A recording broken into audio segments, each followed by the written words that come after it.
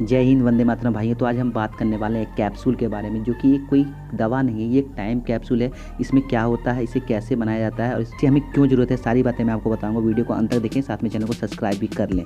Time capsule है guys, इसे जो बनाया जाता है, इतिहास में जितनी भी घटनाएं होती हैं उन्हें सुरक्षित रखने के लिए, कि जो हमारे आने वाली जो पीढ़ी है वो जान सके कि हमारे साथ अभी क्या क्या घटा है और इससे में हमें क्या क्या झेला है।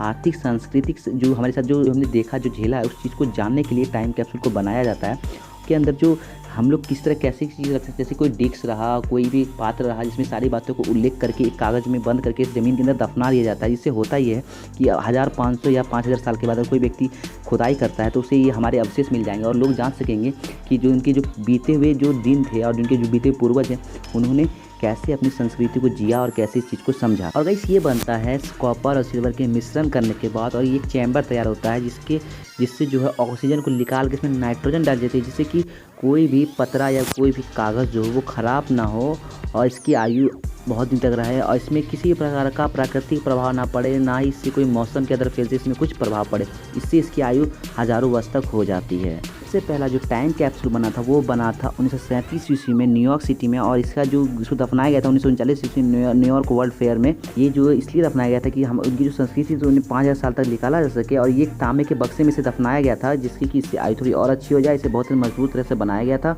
30 नवंबर 2017 ईस्वी को स्पोन के बोगस के करीब एक 400 साल पुराना एक टाइम कैप्सूल मिला था। यह टाइम कैप्सूल यीशु मसीह के रूप में था। इसके अंदर जो दस्तावेज मिले थे वो दस्तावेज 1770 ईस्वी के आसपास के आर्थिक, राजनीतिक एवं सांस्कृतिक समय की सूचनाएं देते थे। तो दोस्तों, इससे एक और क्वेश्चन बनता है कि क्या कैप्सूल को सिर्फ जमीन में ही गाड़ा जा सकता है या फिर उसे हम अंतरिक्ष या फिर स्पेस भी भेज सकते हैं। तो आज के टाइम में गाइस, जो कैप्सूल इसे अंतरिक्ष में भी भेजा जा चुका है। इसे जो बनाया गया था वो वाइजर 1 और वाइजर 2 की जो मानव सभ्यता की विशेषता से जोड़ के बनाया गया था। इसे एक फोनोग्राफ रिकॉर्ड करके इसे 12 इंच की गोल्डन प्लेट कॉपर डिस्क के साथ कंटेन करके, जो कि हमारे अर्थ की जो सभ्यता है उसे एक चीज़ में डाल के इसे रिकॉर्ड्स को स्पेस क्राफ्ट द्वारा इसे स्पेस में भेजा जा चुका है। आज के टाइम पे ये स्पेस पे मौजूद है एक गोल्डन डिस्क के तौर पे। तो वही सब हम बात कर लेते हैं, क्या इस कैप्सूल को भारत में यूज़ किया गया है, और यूज़ किया गया है तो कितनी बार तक इसे यूज़ में लाया गया है, और इसे अभी हम इसके बारे में क्यों बात कर रहे हैं। तो भाई, इसे भारत में पहली बार यूज़ में नहीं लाया गया था। इसे भारत में कहा जाता है कालपात्र, और इसे सबसे पहली बार यूज़ इंदिरा गांधी के द्वारा लाया गया था